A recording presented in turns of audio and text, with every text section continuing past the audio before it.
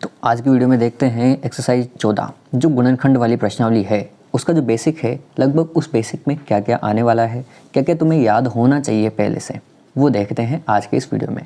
इसमें गुणनखंड, इस एक्सरसाइज का नाम क्या है? गुणनखंड। इस गुणनखंड एक्सरसाइज में हम संख्याओं के बारे में उसके साथ साथ जो बीजीय व्यंजक होते हैं उनके गुणनखंड किस प्रकार किए जाएंगे वो सब इसमें सीखने वाले हैं। इसके पहले तुम्हें एक्सरसाइज 9 में जो सर्व समीकरणें आई थी, 4 सर्व समीकरणें पता हो, वो चारों सर्व समीकरणें तुम्हें अभी के लिए याद होनी ही चाहिए। पहली टॉपिक आता है इसमें प्राकृत संख्याओं के गुणनखंड। ये चीज़ 7th क्लास में भी सीख चुके हैं। जैसे 30 है, 30 का गुणनखंड क्या आता है? 2 × 15 भी होता है, 3 × 10 भी होता है, 5 × 6 भी होता है। तो ये सब क्या कहलाते हैं? इसके गुणनखंड कहलाते हैं। मतलब इसके जो मल्टीपल हैं वो क्या क्या हो जाएंगे? 1, 2, 3, 5, 6, 10, 15 और 30। तो 30 के गुणनखंड इनमें से कुछ भी हो सकते हैं। और अभाज्य गुणनखंड की जब बात की जाए तो अभाज्य गुणनखंड क्या क्या होंगे? 2, 3 और 5 होंगे। ये तो क्या है? इसके अभाज्य गुणनखंड। केवल गुणनखंड की बात की जाए तो ये सारे इसके क्या हो जाएंगे? गुणनखंड हो जाएंगे। ये सब पहले सीख चुके हैं। तो अगर इसकी बात की जाए कि इसको गुणनखंड के रूप में कैसे लिखेंगे, तो इसे कैसे लिखते हैं गुणनखंड के रूप में? तो हमें दिख रहा है कि जो जैसे मान लो 70 है, 70 का गुणनखंड क्या हो जाएगा? 2 × 5 × 7। किस प्रकार निकाला है एक बार मैं तुम्हें बता देता हूँ कि जैसे 70 था, इस 70 में भाग दिया हमने किसका? 2 का। 2 का भाग दिया कितनी बार? 35 बार। फिर 35 आया, 35 में भाग दिया किसका? 5 का। कितनी बार? 7 बार। फिर 7 का दिया कितनी बार? 1 बार।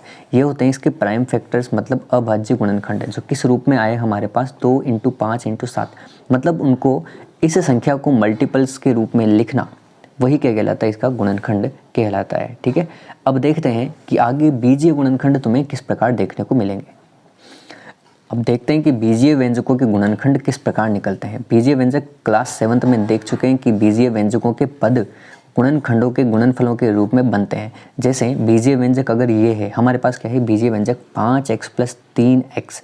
इसमें जो पद है वो पद क्या क्या है? एक तो 5xy है और एक 3x है। तो जो 5xy है इसके गुणनखंड हमें निकालने हैं, तो वो गुणनखंड क्या क्या हो जाएंगे?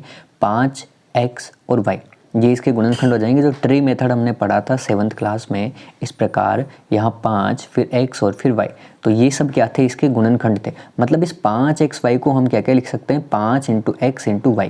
इस प्रकार लिखा जा सकता है किसे? 5xy को।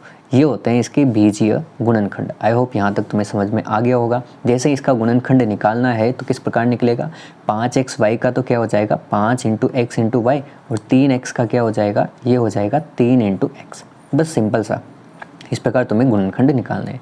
अब चलते हैं आगे क्या आता है देखते हैं। अब बात आती है कि एक्चुअल में गुणनखंड है क्या। तो एक्चुअल में गुणनखंड जो होता है, हम उसे गुणनखंडों के गुणनफल के रूप में लिखते हैं। मतलब किसके रूप में तुम्हें लिखना है? गुणनफल के रूप में लिखना है। इस बात पर ध्यान देना। गुणनफल के रूप में लिखने का मतलब क्या हुआ? जैसे 3x को तो हमने लिख देंगे 3 × x × y, ये तो हो जाएगा इसके गुणनफल का रूप। लेकिन जब ब्रैकेट वाले की बात की जाए तो उसको किस प्रकार लिखोगे? तो ये सब गुणनफल के रूप में लिखना है। हमें यहाँ पर देखा कि गुणनखंड क्या होता है? गुणनफल के रूप में लिखना। तो गुणनफल के रूप में लिखना है तो हमें पता है 5 इस ब्रैकेट के साथ गुणा में है पहले से ही, और ये ब्रैकेट अगले ब्रैकेट के साथ भी किस में है? गुणा में है। मतलब ये पहले से ही गुणा में ही तो है ना। इसके बाद तुम्हें देखनी है सार्वगुणनखंड करने की विधि। सबसे ज़्यादा इंपॉर्टेंट यही विधि है, और यही विधि तुम्हारे क्वेश्चंस में काम में आने वाली है, सार्वगुणनखंड करने की विधि। इस विधि में होगा क्या? सार्वगुणनखंड का मतलब क्या होता है? कॉमन। इसे ध्यान रख सकते हो तुम कॉमन से। मतलब कॉमन जो दोनों में हो या सभी पदों में हो, वही तुम्हारा क्या है? सार्वगुणनखंड है। यहाँ पर जैसे ये पद दिया है पूरा 2x + 4, ये व्यंजक है, इसमें पद हैं 2x और 4, इनके गुणनखंड करने हैं। तो पहला तरीका क्या देखा हमने? सार्वगुणनखंड करके 2x को तोड़ेंगे हम पहले, किस रूप में गुणनखंड किए? 2 × x के रूप में। 4 तोड़ा, 4 को किस में तोड़ा? 2 × 2 के रूप में। अब हमें यहाँ से देखेंगे कि इन दोनों में से कॉमन क्या आ रहा है? जो दोनों जगह पर विद्यमान है वही कॉमन है।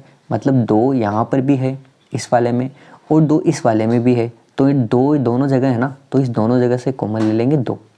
आगे यहाँ तक 2 कॉमन आने के बाद अंदर क्या बचा हमारे पास? जो बचेगा मतलब x, दूसरी जगह पर क्या बचा? केवल 2, x + 2। बस यही गुणनखंड हो गए। ये दोनों तो गुणा के रूप में है ही सही, तो इसके गुणनखंड क्या हो जाएंगे? 2 ब्रैकेट x + 2। इस प्रकार तुम्हारा ये आंसर निकल करके आएगा। ठीक है, सार्वगुणनखंड कैसे निकालोगे एक बार और देख लो। 2x को पहले तोड़ करके लिखा 2 × x में, 4 को लिखा 2 × 2 में। इस प्रकार लिख दिया। फिर दोनों में जो कॉमन है ना बस वही सार्वगुणनखंड है, जो कॉमन है उसे बाहर लिख दो। जो बाकी बचेंगे ना, इसमें क्या बचा, x बचा तो x लिखा, फिर प्लस था तो प्लस लगाया, फिर अगले में क्या बचा, 4 वाले में से क्या बचा 2, तो 2 को लिख दिया बस एज इट इज़। ऐसा कैसा लिखना है और वही तुम्हारे क्या हो जाएंगे, सार्वगुणनखंड हो जाएंगे। इसकी अलग अलग विधियाँ हैं, वो भी देखते हैं। इसकी ये विधि आती है। फिर अगली पहली स्टेप तो क्या थी इसकी, केवल हमें दिया था ये वाला 2x + 4 वाला, लेकिन जब 4 पद दिए हों इस प्रकार 2xy + 2y + 3x + 3, ये पूरा ही एक व्यंजक है। ये व्यंजक दिया हो तो इसमें से सार्वगुणनखंड करके तुम्हें गुणनखंड करने हैं।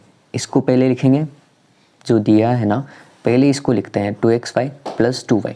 इसको तोड़ा तो 2x × y के रूप में, और इसे तोड़ा तो 2y के रूप में। दोनों जगह से क्या दिखा हमें, 2 दिखा तो 2 तो बाहर ले लिया, एक क्या दिखा y, तो y भी बाहर ले लिया, तो अंदर क्या बचा, यहाँ तो बच गया x और फिर प्लस और फिर क्या बचा 1, तो y + 1। एक तो गुणनखंड यहाँ से निकला, एक निकलेगा यहाँ से। इस 3x + 3 अगला वाला है 3x + 3, इस जगह से कॉमन क्या लिया, दोनों के गुणनखंड किए तो दोनों जगह में दिखा 3, यहाँ भी 3, तो 3 बाहर लिया तो अंदर क्या बचा x, फिर प्लस फिर 1, x + 1। ये टुकड़े हो जाएंगे, इसके गुणनखंड हो जाएंगे। मतलब जब इसको लिखा जाएगा ना तो इसको किस प्रकार लिखोगे तुम, इसे लिखने वाले हो 2y x + 1 और फिर प्लस, फिर अगले वाले में से क्या लिया 3x + 1। ये इसका कंप्लीट आंसर होगा यहाँ पर जा कर के। मतलब क्या करना है, एक बार फिर समझो। पुनः समूहन जो होता है, मतलब पुनः समूहन का मतलब होता है 2 बार समूह बनाना है उसका। 2 ऐसे समूह बनाने हैं जिन दोनों में से तुम्हें कॉमन लेना आसानी से आ रहा हो। तो इन दोनों में से हमें दिख रहा था 2 और y कॉमन आ रहा था, तो इन दोनों को लिया एक तरफ, और इन दोनों में से भी देखा कॉमन क्या आ रहा था, 3 आ रहा था, तो वो 3 कॉमन ले लिया। जो कॉमन लिया वो बाहर आ जाएगा। जो कॉमन लेते हो उसका भी भाग तुम इसमें दे सकते हो। जैसे 3 का भाग इस 3x में दिया तो क्या बचा x, तो x लिख दिया यहाँ। फिर 3 का भाग इस 3 में दिया तो क्या बचा 1, वो 1। इस प्रकार तुम इसे कर सकते हो। जब क्वेश्चंस करेंगे तब आ जाएगा। अब चलते हैं क्वेश्चन, एक क्वेश्चन करके भी देखते हैं कैसे होगा। ये क्वेश्चन दिया है, जैसे कंप्लीट क्वेश्चन है। अगर ये क्वेश्चन आता है तो बहुत आसान बात है ना। इस क्वेश्चन में सबसे पहली स्टेप क्या होती है, इन स्टेप्स को ध्यान रखना किस प्रकार तुम्हें क्वेश्चन को हल करना है। पहले तो हमें जांच करनी है कि क्या सभी पदों में कोई सार्वगुणनखंड है या नहीं है। सार्वगुणनखंड कॉमन है क्या सभी पदों में, यहाँ से 2 आ जाएगा, यहाँ से भी 2 आ जाएगा, यहाँ से भी 2 आ जाएगा, लेकिन इसमें से 2 नहीं आएगा, तो सार्वगुणनखंड तो नहीं है कहीं पर भी, हमें देख लिया। फिर दूसरी स्टेप में अगर ये क्लियर है कि सार्वगुणनखंड है या नहीं, अगर होता तो सार्वगुणनखंड ले लेते, लेकिन नहीं है, तब क्या करेंगे, हम दूसरी स्टेप पर चलेंगे। किसके बारे में, समूहन के बारे में सोचना। समूहन क्या होता है, 2 के जोड़े बना लेना इन दोनों में से। जैसे यहाँ से बना लिया मैंने 6x - 4y, यहाँ से बना लिया 6 - 9x। इन दोनों में से जो कॉमन आ रहा है उसे बना लेंगे। यहाँ दोनों में से कॉमन लिया 2y और 3x - 2, और इन दोनों में से कॉमन लिया क्या -3, और तो अंदर क्या बच गया 3x - 2। इस प्रकार एक साथ लिखने का मतलब क्या हुआ, हमारे पास क्वेश्चन ये था, ये सॉल्यूशन है पूरा, ठीक है। ये सब बाकी जो किया था ना वो तो मतलब बेसिक कॉन्सेप्ट है एक तरीके से तुम कह सकते हो। अगर वो चीज़ आती है तो तुम्हें ये सॉल्यूशन आ जाएगा। सॉल्यूशन यहाँ से स्टार्ट है तुम्हारा, यहाँ से लेकर के, ठीक है। ये क्वेश्चन दिया था तुम्हें। इस क्वेश्चन में क्या किया हमने, इन दोनों को जोड़े को लिया, इन दोनों का समूहन किया। दूसरी स्टेप वही थी ना, पहली स्टेप में तो क्या था, हम क्या कर रहे थे, कॉमन लेकर के देख रहे थे, कॉमन नहीं आ रहा था। दूसरी स्टेप में हमने क्या किया, इन दोनों के समूहन बनाए, तो समूहन इसका बन गया और इसका बन गया।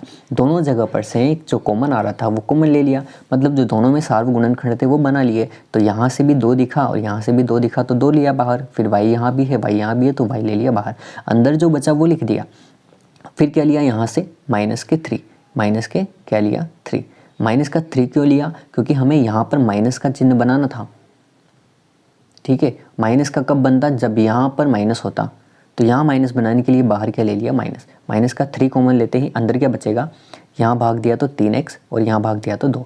इसमें तुम्हारे पास दोनों जगह ब्रैकेट में सेम आना चाहिए, सेम आ रहा है तो क्वेश्चन सही है। फिर इन दोनों में से भी हमें दिख रहा है 3x - 2 यहाँ भी है, 3x - 2 यहाँ भी है। फिर एक बार बाहर ले लिए 3x - 2, जो अंदर बचेगा 2x - 3, 2y - 3, तो 2y - 3 ऐसा कैसा। इस प्रकार तो सारा सॉल्यूशन होगा क्वेश्चन का। यही लास्ट स्टेप है इस क्वेश्चन की, ठीक है। यहाँ पर कंप्लीट होता है तुम्हारा बेसिक 14.1 कम से कम आराम से हो जाएगी तुम्हारे पास इसमें, ठीक है। अगर वीडियो समझ में नहीं आई है तो वीडियो को रिवाइज करके आराम से देख सकते हो, ठीक है। मिलते हैं अगले वीडियो में।